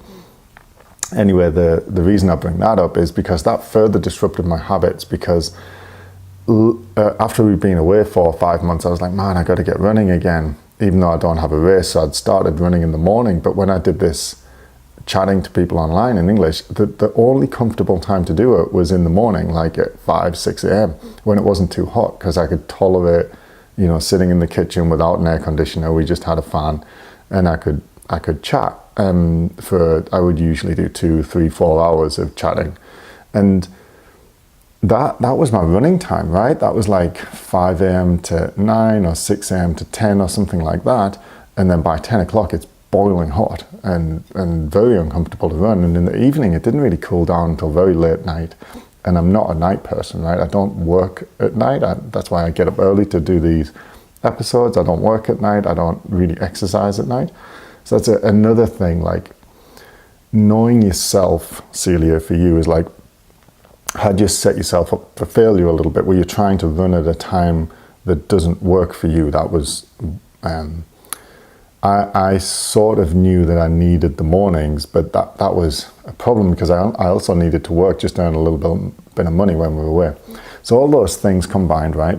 No goal, uncomfortable to run, habits were broken, and later my running time of the day was taken up by something else. And those 4 things, I was done. I was barely running at all. Like I said, like 2 or 3 5Ks a week. So we were in Thailand for a bit, then Vietnam, then Thailand again. Then we went to India. And when I went to India, it's funny, you can see this on my, I looked at my annual like running volume calendar. It was just, I think was it September or whatever, we were in India, and it just went boom, absolutely zero. And that was because running in India is a complete nightmare. It is so dangerous, and it wasn't even as humid as Thailand, so that didn't stop me. It was hot, but if you got up early, it would have been fine. I think I did like one run in India, but the traffic is just so crazy. I think once you get out of the cities, like the big cities, there is no such thing as a sidewalk in India. It's like the road and the pedestrians and the vehicles, the cars, the trucks, the motorbikes, the cows, of which there's millions, they all share the road. And it's just like, just have at it, right? See where you can go. And I was like, I'm not running in this. I'm going to die. We had to drive a bit when we were there. We rented a scooter because we were volunteering, and we had to get to the place. It was at this place called Animal Aid. And yeah, it was borderline suicidal. It was crazy. So there was no way I was running when I was there, just way too dangerous. So that one was really my fault. Anyway, it's funny because you look at my running calendar, and I think that the following month we went back to the UK to see my family. And my running volume just shot up so much. Like, I don't know what I did that month. I think I did like 150k or something, because the temperature was cool. I was working again. I started working as a physio when I went back to the UK. So I had my habit. I could go in the morning, I could go in the evening. It was nice and cool. It was pleasant. I wasn't training for anything, but I knew I probably would be running something soon, or at least I'd be getting back into regular training for something. So all the 4 reasons that I'd stopped kind of went away, and I was off to the races again. And this brings me to my second point for you, Celia, is that be cautious if you do get very motivated and you get back into it, about doing too much too soon. Like, I see this all the time with people getting back into running, because I'm a physio, so when they get injured, they come to see me. And yeah, I got injured. It was my Achilles tendon that time. So I think after about 6 weeks, my Achilles started to hurt. And it wasn't that I had a true pathology, actually. What I had was a healthy tendon that I was just doing too much with. It just wasn't ready for that change in volume from, steadily coming down throughout the year until 0 when I was in India, and then shooting right back up to almost as high as when I was, full marathon training, however long it was, like 9 months earlier. So yeah, don't do that. So why did you stop? Why do you want to get back into it? For me, I wanted to get back into it because I know I love it. There's lots of reasons why I run, but one of the main reasons I run is I like to have a project to work towards. It was first of all, it was like, be able to do, way back it was like, I want to be able to run 10k. Then it was like, I want to be able to run a marathon. That took a long time because I kept getting injured because I kept doing it wrong. And then it was, how am I doing for time here? Not too bad. Then it was, I want to get my marathon under 4 hours. But then I did that, and then we went away, and it was like, no goal anymore. And then I really struggled when we got back. I started running again once we got back to Canada, but not a lot. It was hard because we were living in Kincardine, where Christine's from, with her mom, while I was getting my registration stuff sorted, so I could start working again. And there was loads of snow, just loads and loads of snow. It wasn't that cold, but it was just every day there would be a big pile of snow, and it was so hard to run in. So that really restricted me for another few months. Plus my Achilles was hurting, so I had to rehabilitate that. And then, yeah, later that year, we were here in Red Deer in Alberta, and it was actually getting into triathlon that got me motivated again. So it wasn't the running so much, it was like I needed a new exciting goal, and I wasn't sure what it was going to be. And I was put off by triathlon because triathlon's like, you got to buy all the gear. I was like, I didn't have a road bike. I didn't I knew how to swim, but I didn't go to the pool regularly or anything like that. I'm not a good swimmer. So there was all this kind of stuff that I had to learn or buy that kind of intimidated me from going into triathlon.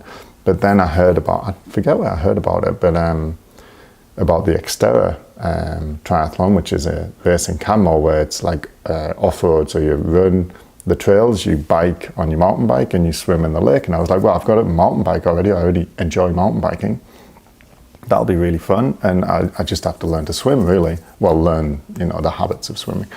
And then I got super motivated, right? And then it was like, okay, I got to put my habits in place. So I would play around with my weekly schedule. It's like, okay, well, it's going to be, what mornings did I did it Friday afternoon.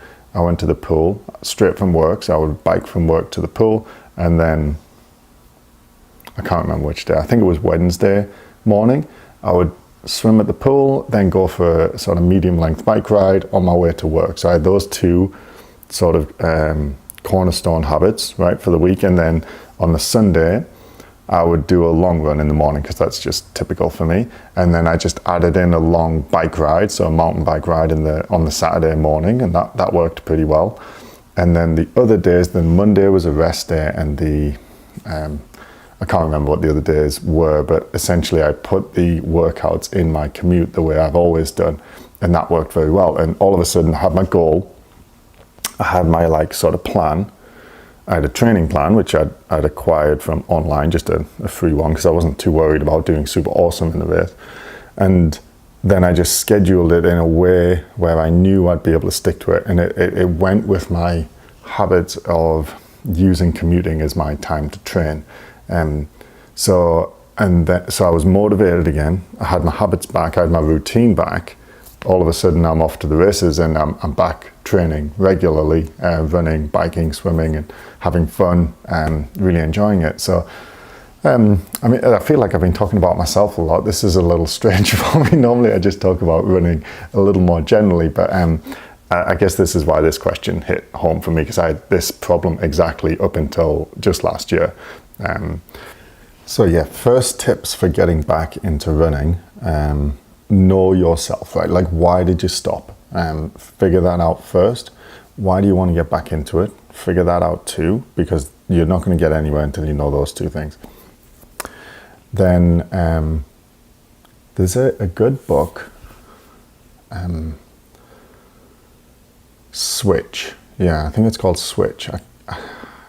Something Heath, I think is the author's name, like Chip Heath or something like that. I think it might be written by brothers. I'm babbling. But it's a really good book about, the subtitle is How to Change When Change is Hard, or something like that. And I really like that, so I'd recommend checking that out. It talks about this analogy that I've heard before elsewhere of motivation and changing behavior change, that's it. Thinking about the elephant, the rider, and the path.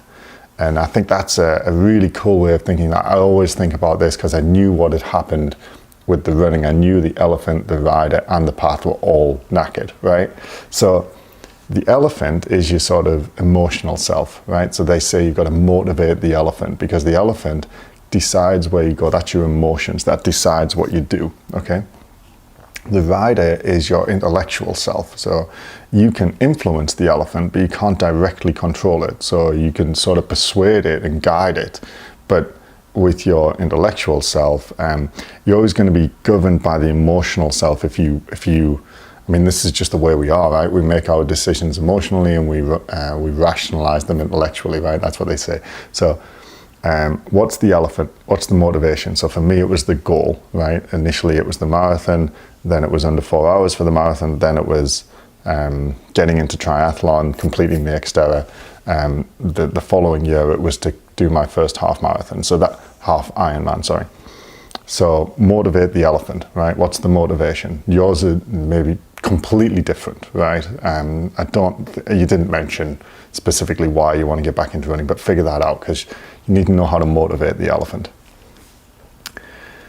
I think is it direct the rider, they say, or something like that, but it's like, okay, I know my motivation, now how am I going to approach this from an intellectual point of view? So what's my plan, essentially? So for me, I needed a training plan, right? I needed, a 16-week plan that builds me up from where I'm at to where I want to be, so I know what to do.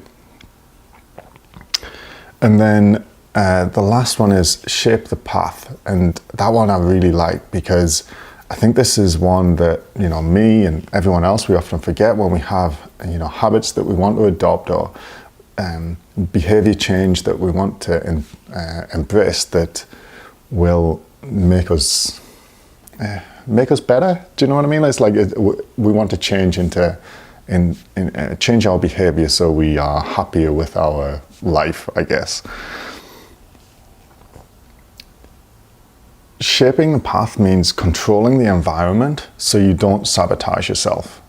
So if you look at my environment when I was away and I completely fell off the training path, it was too hot, it was uncomfortable. I could only run in a very narrow window during the morning, and that window was often taken up by this sort of online work I was doing, because I could only do that at that time of day because it was the only time that was comfortable enough for me to do it.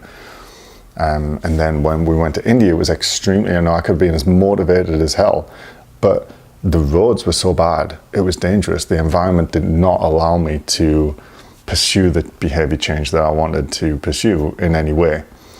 Then when I got home, the environment got a lot better. My habits, my daily routine returned, the weather was better, the climate was more comfortable to run in. So try not to let things, and try and set up your environment so it doesn't get in your way. Try and set up your environment so it actually assists you in the behavior change that you're trying to adopt. So you might think, I've heard the suggestion of, if you find it difficult to get out of bed and run before work in the morning, it's like, okay, well, put your running clothes right by your bed, all ready to go. So you sit up on the edge of your bed and you get dressed straight away. Or for me, it's like, make the workout part of the commute. I think that's a huge one. That really helps me. So I live about 6 or 7K from work. So it can be a good time to get in bike rides or runs. I often make my, I'll be like, I'll ride to the pool, I'll swim, and I'll ride from there to work. And I just set out that hour and a half or whatever I need. And even though it's like quite a bit of I don't feel like I need to be motivated to do that, because that's what I do on a Wednesday morning. It's like, well, I get up at this time, and it's all set up in advance, so I know what to do and have my gear ready for me, and I know what time to leave and all that kind of stuff. So yeah, motivate the elephant, direct the rider, shape the path. So that's, what's your motivation? Why do you want to do it? Figure that out.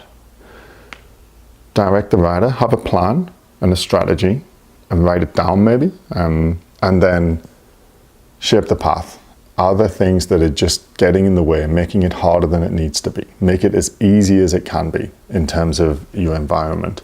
If there's things that always interrupt, like a lot of people intend to start going to the gym, say it's New Year, right? So they're very motivated. The elephant's very motivated to go to the gym. So, it's New Year. Someone wants to lose weight. They want to get in shape. They're extremely motivated. So the elephant is good to go. And maybe they've got a plan. They're like, I'm going to go to the gym and I'm going to go 5 times a week every day after work, right? Then the environment, they haven't considered. So what is the situation like as you leave work? Okay, are you knackered usually? Are you just ready to go home and just chill? Is the traffic bad? Does that stress you out and make you less inclined to go to the gym? Do things come up? Do you sometimes have to stay late, right? Which means that you're more tired and less inclined to go to the gym. Do you sometimes get called to do other things like run errands for your kids or pick so-and-so up or do something for your partner, right? That can easily sabotage the habit, right? So then instead of going 5 times a week, you find you can only get there like 3 times a week on average because of all the environmental stuff that's sort of sabotaging you.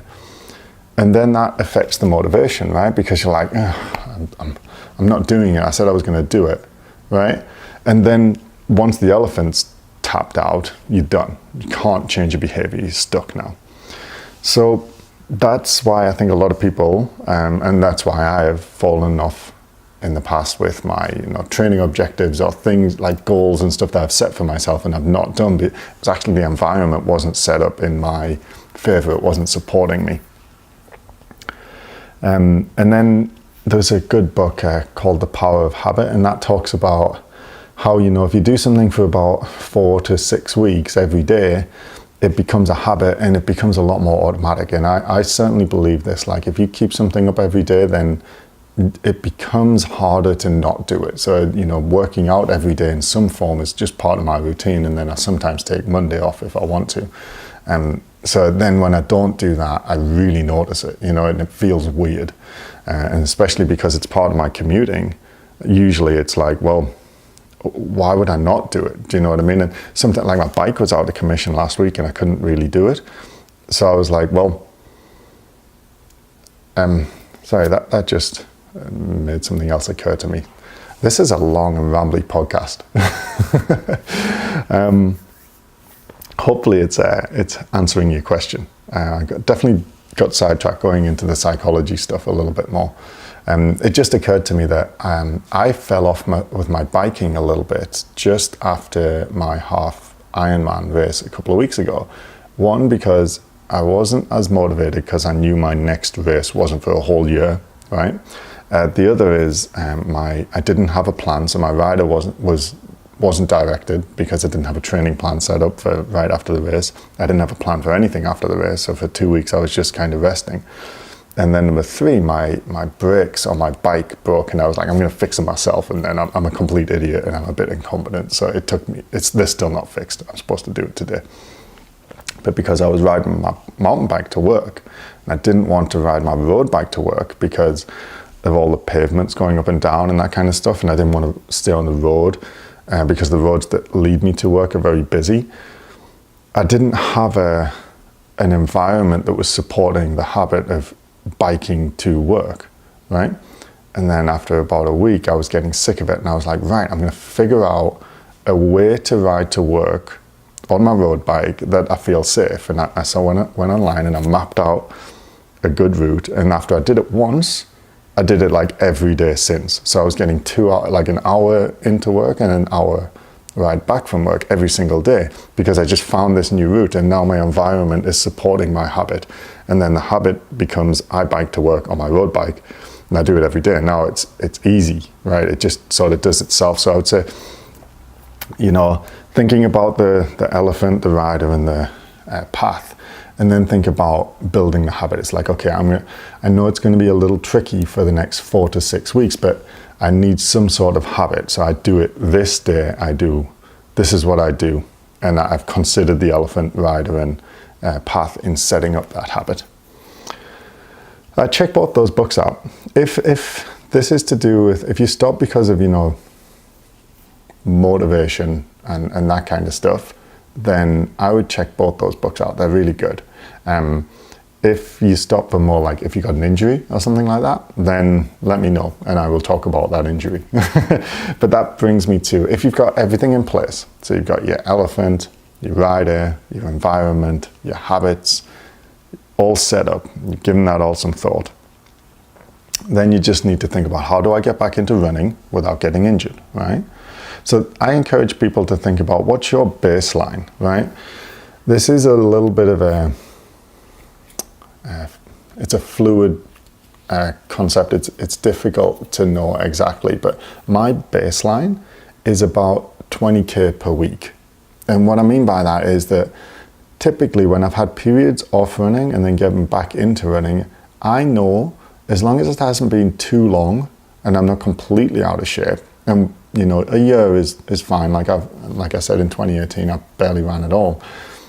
If I stick to about 20K a week, then I probably won't get injured and I'll feel okay. And I can get back to 20K a week quite easily without too much stress. And that's me, and that's not to say that that's great. Like, some people will jump back in I have a friend in Ottawa who like takes like 3 months off, and then he'll do like 30k runs at the weekend and run 2 or 3 times during the week. Do you know what I mean? It's like, some people have a different baseline. My baseline seems to be about 20k. If I go back too quickly and go over 20k a week, my feet start to hurt. I start to get niggles in my Achilles. The knees start to hurt. You know, that kind of stuff. I just start to get niggles. My body telling me, yeah, the rate of change is too great. You need to slow down a little bit. So I would think about, Celia, do you know what your baseline is? Do you know how much running you could get back to reasonably quickly and not be too concerned about injury? So that might be like 3k per week, you know, it might be 40k per week. It really depends on your running history. And if this is 1 year off out of 20 years of consistent running, you're gonna have a much higher baseline than if this is 1 year off after you ran for 6 months and that's when you first got into it. And I don't know that based on your question. So that would really affect how quickly you will get, how high your baseline volume is per week. So the first thing you can do is work out what you think your baseline is. And then you're gonna give yourself sort of 4 to 6 weeks to build back up to baseline. Okay? And that just means just listening to your body, taking days off when you need to, not having any of your runs be too long, and spreading the weekly volume out among lots of little runs. And I would say running a minimum of 4 times a week, because if you take 10k and spread it over 4 runs, so you've got like, I don't know, 2.5k on each run, you're much less likely to get injured than if you have 2 runs, you spread the 10k over 2 runs, and it's like a 7 and a 3, right?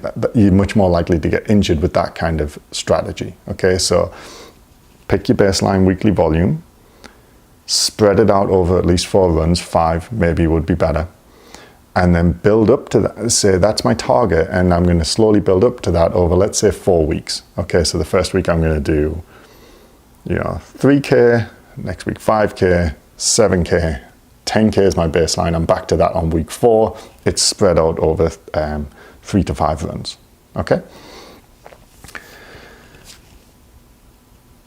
The other thing I'd recommend, until you get back to baseline, get back to baseline and then do another 2 to 4 weeks of baseline. And that's, keeping your volume the same to give yourself sort of at least 2 months of relatively comfortable volume.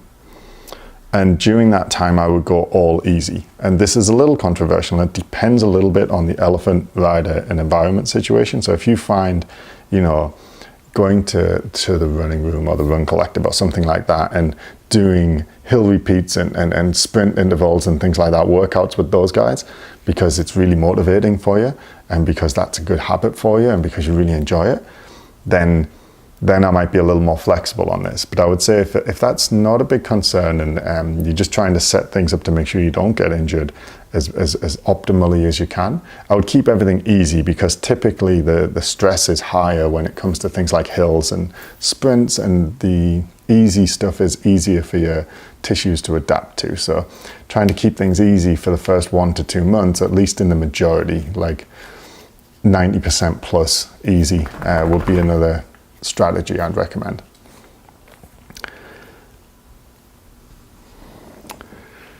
Hi guys, so we're going to tackle the final part of Celia's question, which is how best to tone the body and overall strengthen the body. I've got Socks with me here. I don't know if he's in shot, but he's decided to join me on the couch, so which is nice, because he's not the most affectionate little guy, so when he is feeling affectionate, it's especially adorable.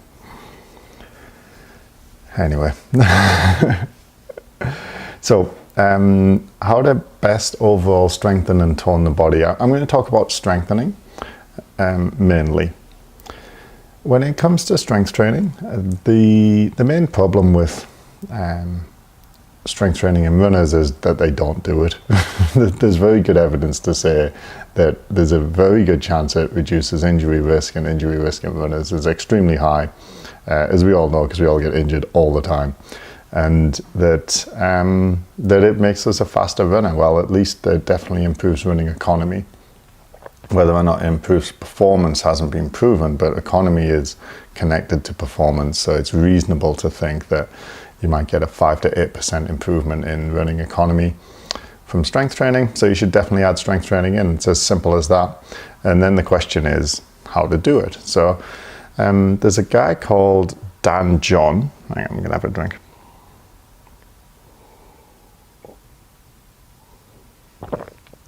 And he divides human movement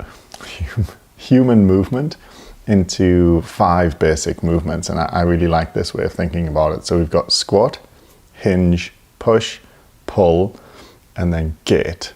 We'll call it gait. And the reason I like this is because it keeps it nice and simple. So if you want to overall strengthen the body, you want to hit those 5 movements, and you want to do it with what we call compound lifts, which is big movements, right? Like those 5 movements. So this isn't bicep curls, this isn't hamstring curls, right? This isn't sit-ups, this isn't planks, right? Those are isolated exercises for the most part. What we're talking about here is compound lifts. Compound lifts involve mostly the whole body, or at least big sections of the body, like the whole leg, the whole arm, the whole body for, let's say, the deadlift. And then you want to think about how often, right? So twice a week. Bye, socks. He's had enough of me. It depends on the time of year. It depends if you're doing any at the minute, or like whether you want to increase or decrease. But generally speaking, I recommend 2 to 3 sessions per week off season, and 1 to 2 sessions per week in season, or as close to that as you can manage. And then you want to go heavy, right? So we do lots of running, which is very high repetition but low load. So we want to do the opposite of that to make sure we're strengthening ourselves as robust humans, which can tolerate different types of stress. So the research that shows best benefit in terms of injury prevention and such in other athletes, like soccer players and stuff, had them going very heavy. So it was sort of 3 sets of 6, 3 sets of 8, maybe 3 sets of 10, right? And that means that as heavy as you can get for those weights, for those reps. So say you're doing 3 sets of 6, it's like, well, this weight for my squat, I'm doing 6 reps and I couldn't do 10 of them. Yeah, it's too heavy. So it's a 6 rep max as a way of thinking about it. So you got your 5 movements: squat, hinge, push, pull, and gait. We'll get to gait in a second. Squat is easy, right? Everyone knows what a squat looks like. Go to the gym, get a dumbbell, get 2 dumbbells, get a kettlebell, use the barbell if you feel up for it, and do some squats. Easy. The squat, I think of all of these exercises as having a single leg version. So the single leg version of the squat would be a lunge, a step up, or a split squat. A split squat is where you put your back foot up on something and sort of dip down. You'd also do like a single leg squat, like a pistol. Pick one of them, do that. I've got an article that I'll link in the episode notes for this show, DIY strength training for runners, where it talks about all the different examples, and I have a little video in there of me demonstrating one example of each. So that's okay. I've ticked my squat bucket. I'm going to do squats on Tuesdays, 3 sets of 6, and I'm going to do lunges I'm going to do just general double leg squats for my squats. Hinge is, if you're not familiar with like weight training and stuff, hinging is hinging at the hips. It's the most common example is a deadlift. Also a straight leg deadlift. You could do, for a single leg version, a single leg deadlift. And hinging is just basically loading the back of the body mostly. So the lower back, the glutes, the hamstrings. The hinge will strengthen that. It's basically sort of tipping over like this. And like I say in that article, I've got some videos to demo. You can just Google deadlift and see what it looks like. So the nice thing about these is that they're just typical things. So if you Google squat, deadlift, you'll get like a bazillion videos of them. It doesn't have to be complicated. And I mean, I really like Instagram. It's really fun, right? But what I see a lot on Instagram from people who teach running stuff is lots of weird exercises because they look funky. Do you know what I mean? It's like they're eye-catching. So you see people doing lots of strange things, and they're using bands, and they're sort of on their side doing a plank with a band lifting up their leg and all this sort of stuff. And I really often wonder if they're actually doing this as part of their training, or if they came up with it for the video. And maybe they are. Maybe I should give them the benefit of the doubt. But I think variety in training is awesome for your strength training. But that's not what I do. I squat, I hinge, I push, I pull, I do gait. I do the 5 basics. Sometimes I add some extras if I want to make it fun. And I definitely thinking adding those extra things is good because the body responds to variety. But I would say get the fundamentals right. Like, it's a little bit like running, right? You got to run, right? You can do all the planks in the world, but you got to run if you want to become a good runner, So I would say for the strength training, it's like do the 5 big lifts. That's the main thing. Start there. Once you're doing that regularly, and we talked in the last episode about habits and setting up the environment to help support your habit and being motivated by, let's say, increasing performance or avoiding injury, right? Yeah, sorry, a little bit of a ramble. I go on Instagram a lot and I see these exercises, and I do wonder if people are actually doing them. The people who are actually posting the videos, or it's a different thing every day, or every few days, and it's not what I'm doing. When I go to the gym, I do these basics, right? Doesn't make for very good videos, right? Someone doing a deadlift, it's not very exciting, but that's what we should be doing first and foremost. Anyway. So on Tuesday, you're going to do your squats. On Thursday, you're going to do your deadlifts. Google deadlift to know what they look like. You can do 3 sets of 6 of each, or 3 sets of 10 if you're not comfortable going that heavy yet. Push-ups. Push-ups are a really good push, and they're very easy. We don't want to forget the upper body, right? Definitely the lower. If you're not strength training at all, and you're finding it hard to get into it, just do squats and calf raises. It's like, make it easy for yourself. But if you want a more comprehensive program, try and hit the 5 big fundamental movements, and push is one of them. So push-up is a good example. Bench press is a good example. Chest press is a good example, right? You're just pushing something.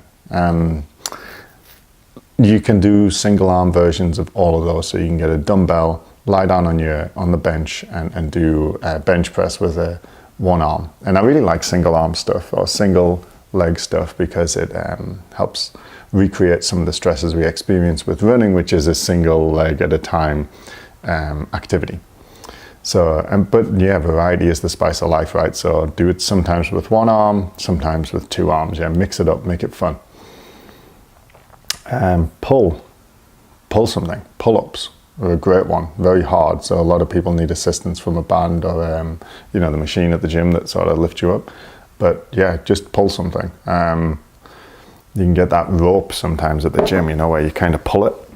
That's a good one. Bent over row is the one I give most often because it's really easy. So you get 2 dumbbells, you hold them in each hand, you hinge at the hips, which means you sort of bow forwards as if you're going to do a deadlift, but you just stay at the bottom and then you just pull the dumbbells up towards your chest. Again, I have a video in that blog, which I'll link in the description, but that one I give all the time. And that's the most common pull that I do, that and the pull-up, because they're the easiest and most straightforward. A single arm, you might need a cable machine, or you do with 1 arm at a time on the dumbbells. You can use a kettlebell to do pulls. Do some pulling. 3 sets of 6, 3 sets of 8, 6 sets of 10, right? 5 sets of 4 if you want to be creative, yeah? The main thing is just to get in the gym and do it. And I would say go to the gym, because a lot of runners try and do this stuff at home. It's not heavy enough. They don't stick to it because their environment isn't set up, their habits aren't set up, things get in the way, kids come in and ask them for stuff and it gets disrupted, yeah? Go to the gym. And people often say it's too expensive, and it's like, well, look at the other things you buy for your running, like your Garmin, right? How much did your Garmin cost? And that's not to say don't buy Garmins, because they're great. It just means your Garmin isn't going to stop you getting injured the way strength training will. It's not going to make you a faster runner necessarily.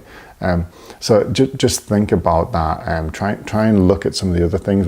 Like a race, like sometimes we go and do a race like on the other side of the country, and it costs us a fortune, right? We have to take time off work, we have to get a hotel, we have to pay for the race, which is expensive, all the food and drink while we're there, and it's a wonderful experience. It's like a holiday, but it is expensive, right? So if you take a gym membership just at your local recreation center, I think I do at the Red Deer Rec Center last year, it was like $27 a month, and I got a pool as well, so I could do all my swimming. So yeah, I would definitely prioritize a gym membership. If you're in Red Deer, you can come to the Gary W. Harris Center where I work, which is awesome. It's not even expensive. It's really, really good. So come there if you want to. And then the last one's a bit more common. They're the big four, right? Squat, hinge, push, pull. If you're doing those, free pass. Gait is a good one to include. It's not as important as the other four, in my opinion. And then there's one bonus one, which I'm going to talk about, which is really important. Gait is, it's like single leg alternating activity, right? That's what gait is. And so like a lunge walk would be a good example of a gait exercise. A farmer walk is where you get two really heavy dumbbells, hold them in each hand down by your side, and then just walk for as long as you can hold them. That's a farmer walk. That's a good one. A waiter walk is where you put one of the dumbbells down, so you got a dumbbell only in one hand, so you're loading the body in a unilateral way, which is stressing it differently, and then you walk with that one. And then the ABCD is one I really like. So that's the one where you do high knees, heel kicks, butt kicks, sorry. Heel kicks is where you sort of kick your heel out in front, and bounding. So the ABCD drill, if you just Google ABCD, you'll see lots of videos online. They're really good, and I like to include those at the end of strength training workouts or during runs, because they help you work on your technique and your power, your plyometric strength as well. So those things will take care of your gait. Like I said, I'll link to my blog on this, because I have a video with demonstration of each of them and the different options for the things you can do. But that's what I'd suggest. Do the 5 fundamental movements, do it 2 to 3 times a week, go heavy, go to the gym, and just be confident that you're going to improve your race performance and reduce your injury risk. And I'm a huge advocate of strength training, so I will harp on about that until the cows come home. All right, that's all for today. Thanks.